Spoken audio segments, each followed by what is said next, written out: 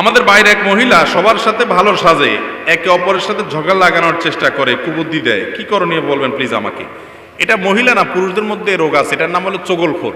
এটার নাম কি ভাই? চগলখোর। কুটনামি করে যে, এই কুটনামি করা মানুষের সংখ্যা আমাদের সমাজে বেশি। উপর দিয়া তেল দিবে আপনার কাছে আইসে, ভাই আপনার মতো মানুষ হয় না, এই সেই। আরে আপনার যার সাথে শত্রুতা আছে তার কথা বদনামি করবে আপনার কাছে, আবার তার কাছে গিয়া একই চরিত্র ধারণ করবে, বলবে আরে সে কি মানুষ নাকি, মানুষ তো আপনি একমাত্র। তো এই টাইপের মানুষকে বলা হয় চগলখোর। জঘন্য একটা চরিত্র এটা, এটা আমাদের অনেকের মধ্যে আছে, আল্লাহ মাফ করুন। বরং আপনার কাজ হবে মানুষের কাছে গিয়ে তার প্রশংসা না করে, পারলে তার ত্রুটিটা বলেন সুন্দর করে, যাতে সে সংশোধন হতে পারে। সেই হিম্মত না থাকলে অন্তত কুটনামি করবেন না, একজনের সাথে আরেকজন লাগালাই করবেন না। এর বদনামি হের কাছে, হের বদনামি এর কাছে, এর কথা গিয়ে ওর কাছে লাগানো, ওর বদনামি এর কাছে গিয়ে লাগানো। এই চগলখোর জান্নাতে যাবে না। লা ইয়াদখুলুল জান্নাতা নাম্মাম। এই চগলখোরকারী এবং মানুষের কথা লাগালাইকারী জান্নাতে যায় না। মহিলাদের মধ্যে এই গুণ বেশি থাকলেও, বেশি আছে কিনা জানি না, হয়তো গ্রামাঞ্চলে একটু বেশি, কাজকাম কম থাকে। পুরুষদের মধ্যে অনেকে দুশ্চরিত্রের আছে। আল্লাহ তাআলা আমাদেরকে চগলখোরি থেকে বেঁচে থাকার তৌফিক দান করুন।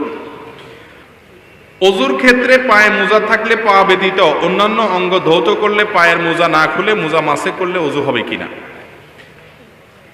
পায়ের মোজার উপরে মাসা করাটা গুরুত্বপূর্ণ একটা সুন্নত, আমাদের সমাজ থেকে হারিয়ে গেছে, নাই। সেটা হলো, আপনি পূর্ণাঙ্গভাবে অজু করেছেন, হাত মুখ ধুয়ে, পাও ধুয়ে, মাথা মাসে করে অজু করছেন।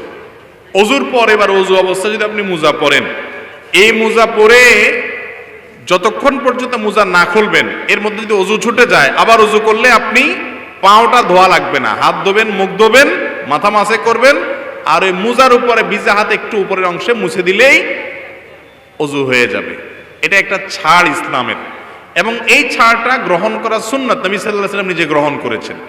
কিন্তু মোজাটার ব্যাপারে আপনার কিছুটা ইখতিলাফ আছে।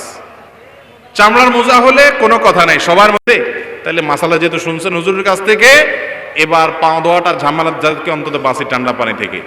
এখানে আপনি মোজা পরে ফেললে কি হবে না, মাসা করা যাবে না। যদি শোয়ার সময় মোজা পরে আবার মোজাটা সেরকম হয়, তাহলে সেক্ষেত্রে আপনি ফজরের সময় উঠে অজুর সময় মোজা না খুললেও চলবে।